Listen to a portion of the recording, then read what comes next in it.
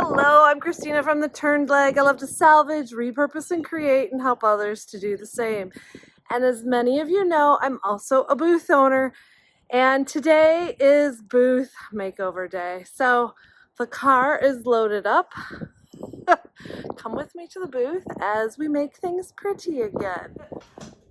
First, let's rewind, because although I wish my car could magically get packed all set for my booth, there's a lot of work behind the scenes that needs to be done first. And doing this work ahead of time will save you so much time and energy at your booth. And I don't know about you, but when I set up my booth, the mall is open, and so there are shoppers. So I want to get it done as quick as possible, and I want to try to be as organized as possible. So let me show you what I do ahead of time. One of the things that I do is I do a rough sketch for my design, and I also make a bunch of lists on the sketch. Now, I used to spend a lot of time making things scale, drawings. I don't do that anymore. I want to get the booth looking as good as possible, and usually I plan for too much stuff. I kind of know, and I'm prepared for that all of it might not fit, but I think it's a little bit better to bring too much than not enough, and usually you can find places to pop it in your booth. So let's take a look at my drawings and what I put. I also make a list of things I want in that display. And sometimes it's just like a brain dump where I'm listing everything I could possibly think of. And then I draw from that and will make out my sketch. I also make a list of things I have to do and things I have to bring and even things I have to take out of my booth. This just helps to keep me organized and on track. And if there's time, I might actually plan out the steps that I will do the booth setup so that I'm not making a bigger mess than I need to. Then I get everything I need, I load up my car, and I go to my booth. My booth is located at Plaza Antiques and Collectibles Mall in Lincoln Park, Michigan. And over the years, my booth has really grown in size. But I did first start with an 8x10 booth. There's lots of videos in the playlist here where you can see the evolution of my booths over the years. Due to the size of my booth, I've also learned it's not wise to change over everything at one time. Instead, I'm only going to be working on this section in my booth. Are you enjoying this video?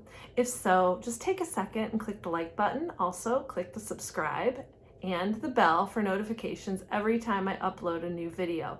It really helps me to continue to grow my channel to help others to salvage, repurpose, and create. I know this area looks very springy, and that was the plan, but I'm now going to be transforming it into a junk garden.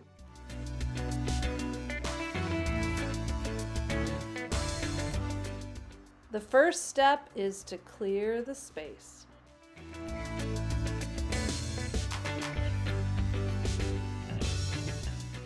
I'm keeping the planters on the back wall, but I spend some time organizing them. I also realized there's a light bulb out, so it's the perfect opportunity to put a new one in.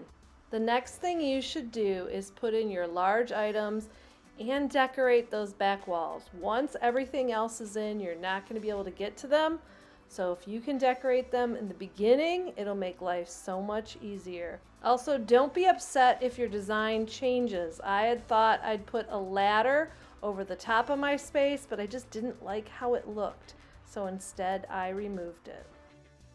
Now I'm stacking for height. Remember the pyramid look. You want a high area and kind of a pyramid out. I really like the use of the end table and the wire shelf because you can see through it.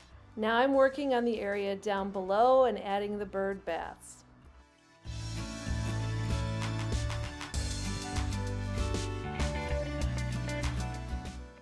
Instead of flowers in my garden, I am adding bundles of salvage. As I'm layering objects, I realize the glider's not going to fit, and so I have rotated it completely. It works in this space because customers will walk in that side and be able to see it. I always try to think of different ways to place objects that will be a little unexpected and add interest. The big pieces have been placed. Now I'm just filling in. Let's take a second to review some basic design tips to help you with your booth. Color or theme is important. Make it cohesive. Pops of yellow, like you'll see in this display, really bring everything together. Also, do you have the whole pyramid? Are there different heights and angles? If not, rotate or change something. Texture makes a difference too.